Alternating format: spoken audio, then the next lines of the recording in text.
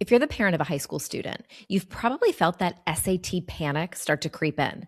You see other parents posting about their kids' scores, you hear people talking about how junior year is that magic window, and you start wondering if you're already behind. But here's the secret. The right time to take the SAT isn't about a specific month or even a specific grade level. It's actually about one very specific thing happening in your student's classroom. Today, I want to walk you through how to spot that moment so that your student goes into the test feeling confident, not discouraged. The biggest needle mover for the SAT is actually the math curriculum your student has completed. So here's the short answer. If your student has finished Algebra 2, they are ready to test. Think of it this way. Math is sequential, right? It builds on itself. So if they take the SAT before they finished Algebra 2, they're going to encounter concepts that they've never even actually seen. Testing too early leads to junk scores, low scores that don't reflect their true academic abilities. Now, reading and writing SAT skills are a bit different. Those skills don't just magically level up by taking specific classes. Improvement usually comes from targeted test prep. But for math, the foundation is built in the classroom.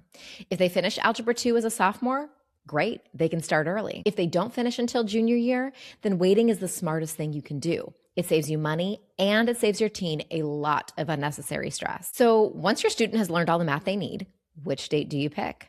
Most people default to the spring of their junior year, and that can work, specifically for the March test. Since there's usually a bit of a lull at the beginning of the spring semester, they actually have the brain space to focus on the SAT.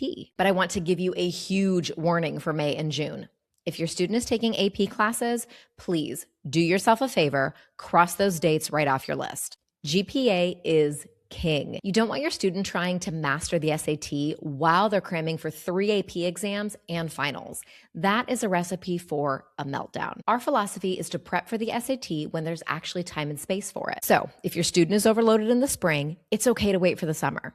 But if they have all the math they need to get started and have a manageable schedule ahead, then it's probably a good idea to get things started early. One of the best test prep strategies is what we call the August-September 2-for-1 combo. You use the summer to prep when school isn't a factor. Then they take the August test and the September test back to back.